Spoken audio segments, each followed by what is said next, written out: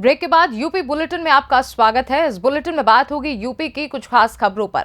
इस बुलेटिन में बात होगी अमरोहा में पूर्व कैबिनेट मंत्री महबूब अली के दिए गए अटपटे बयान की, बदायूं में संदिग्ध परिस्थिति में खेत में मिले एक युवक के शव की, और बताएंगे कैसे बरेली में भाई ने बहन की हत्या कर घर में दफनाया। ऐसी तमाम खबरों पर विस्तार से होगी चर्चा।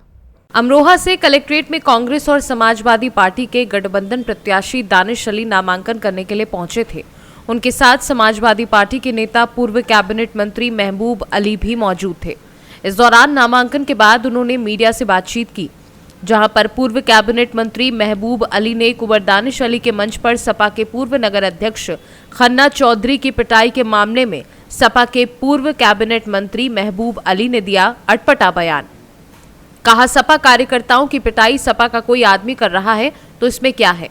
मैं अपने भाई भतीजे की पिटाई करूं तो इसमें परेशानी क्या है? बता दें कि अमरोहा लोकसभा क्षेत्र से कांग्रेस सपा गठबंधन के प्रत्याशी कुंवर दानिश अली ने अपने नामांकन के बारे में बताया, और विरोध के सवाल पर दानिश अली ने मीडिया के सवालों से बचते नजर आए।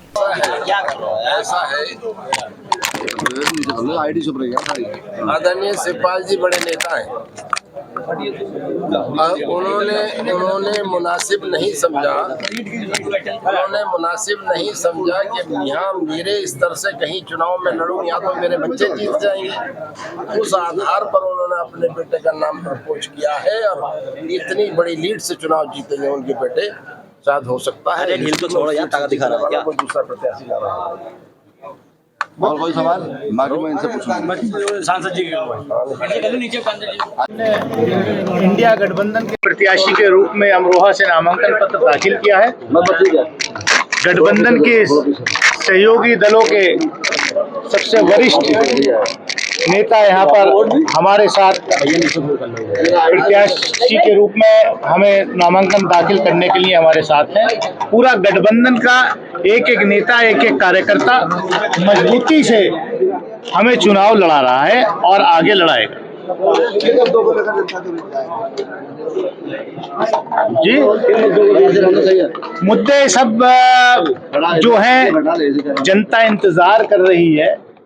किसान बेहाल हैं, नौजवान रोजगार मांगने जाता है तो उस पर लाठी बरसाई जाती है, महिलाओं का उत्पीड़न चरम पर है। तो देश की जनता, अमरोहा की जनता इंतजार कर रही है वोटिंग का। अपना गुस्सा आने वाली 26 तारीख को इंडिया गठबंधन को जिता करके अपना गुस्सा निकालेगी। दो बार आपके सामने ही कार्यकर्ता आपस में मारपीट कर नौबत आ गई। उसका जवाब मैंने दे दिया।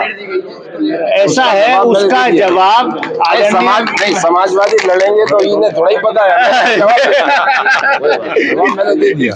अमरोहा से सीनियर संवाददाता गौरव श्रीमाली की रिपोर्ट। खबर बदायूं से आ रही है, जहां संदिग्ध परिस्थितियों में खेत में मिला एक युवक का शव। बता दें कि खेत में शव मिलने से इलाके में हड़कंप मच गया है। जानकारी मिलते ही मौके पर बिलसी पुलिस पहुंच गई है। परिवार के लोग हत्या की आशंका जता रहे हैं। जानकारी मिलते ही गांव के लोगों की भीड़ मौके पर पहुंच चुकी है। बिलसी थाना क्षेत्र के अगोल गांव निकट खेत में ये शव पाया गया है। बदायूं से सीनियर संवाददाता नईम की रिपोर्ट। बरेली में भाई ने भाई की हत्या कर घर में दफनाया। बता दें कि थाना सुभाष नगर क्षेत्र के सनैया धन सिंह की घटना है। सगे भाई ने अपनी बहन को मौत के घाट उतारा है। भाई बहन के रिश्ते को भाई ने कलंकित किया है। आरोपी ने युवती की हत्या कर शव को अपने ही घर में दफन किया है। गड्ढे में दबाने के बाद ऊपर से प्लास्टर करवा दिया।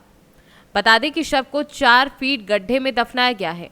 मार्च से मृतका रानी गायब थी। वहीं आरोपी भाई रामू की निशानदेही पर शव बरामद हुआ है। देखिए, पुलिस के पास एक गुमशुदगी आई थी कि एक व्यक्ति हैं लाखन सनाब तेजराम, इन्होंने ये गुमशुदगी दर्ज कराई थी कि मेरी बहन 15 मार्च को हमारे घर पे आई थी, उसके बाद से ये गायब है। इस संबंध में फिर जानकारी की गई, पूछताछ बहुत सारे लोगों से की गई। फिर आज एक क्लू आया कि छोटे भाई की इसमें कुछ भूमिका है। फिर जब छोटे भाई से पूछताछ की गई तो पूछताछ के बाद उसने कबूल किया कि हाँ, मैंने 15 तारीख की रात में ही अपनी बहन को ही हत्या कर दी थी और हत्या करके घर के अंदर ही उसका शव छिपा दिया था। क्या कारण रहा हत्या के पीछे अभी तक के? हत्या के पीछे जो अभी पूछताछ में कारण निकल के आया है उसमें ये है कि जो इनकी बहन है उसकी एज लगभग 40 वर्ष है और उसकी शराब पीने की आदत थी, जिसके कारण इसको ये लगता था कि वो शराब पीती है, इधर उधर शराब पी के घूमती रहती है, जिसके कारण हमारी बेइज्जती होती है। इसी को लेके इसने अपनी बहन की हत्या कर दी। उस दिन ऐसे क्या हुआ कि कैसे गला दबा के हत्या की है, काटा है, क्या किया है? अभी तक जो पूछताछ में आया है कि ये बेसिकली जो इनकी बहन है रानी, वो बेसिकली अपने हस्बैंड के साथ रुद्रपुर में रहती है। 15 तारीख को ये अपने भाई के घर आई, बड़े वाले भाई के घर, लाखन जिसका नाम है, जिसने गुमशुदगी भी इनकी दर्ज कराई थी। ये बड़े वाले भाई के घर रुकी, लेकिन चूँकि फिर वही बातें कि शराब पी के अपना घूमी, उसके बाद फिर रात में इसने बुलाया। जैसा इसका कहना है कि हमने भी साथ में बैठ के शराब पिया, फिर उसको समझाया, उसके बाद आपस में हम लोगों की कहा-सुनी हुई, जिस पे मैंने गला घोंट के उसकी हत्या कर दी। घर में गड्ढा खोदकर ऊपर शायद फर्श डालने का भी गया, छुपाने किस तरह से छुपाई? जी। डेड बॉडी जो है घर के अंदर डाली गई, उसके बाद उसके ऊपर इसने फर्श भी डलवा दिया था।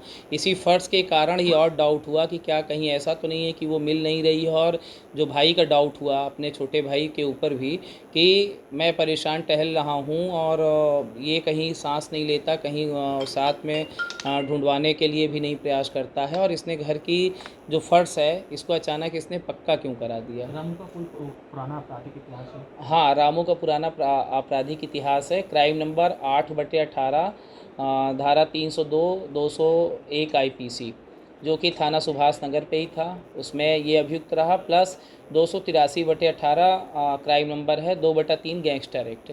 2 मुकदमे इसके अभी तक प्रकाश में आए हैं। बाकी इसके आपराधिक इतिहास की जानकारी की जा रही है।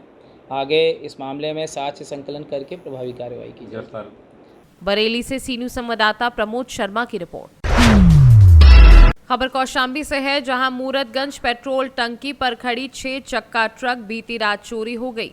ट्रक ना देकर मालिक और रिश्तेदार को फोन लगाया गया। ये मामला चौकी से लगभग 100 मीटर की दूरी का है। वहीं पुलिस को सूचना दे दी गई है। रिलेटिव में लग रही है जो ये गाड़ी का मामला है? ये मौसी के लड़का गाड़ी यहीं चलती है।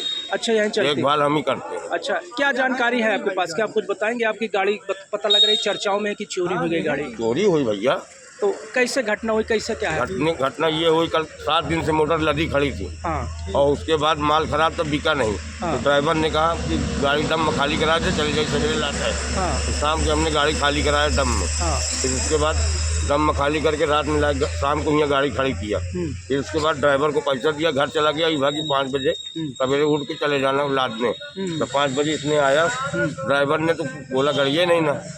तो हम कौन सी गाड़ी नहीं? ट्रक है।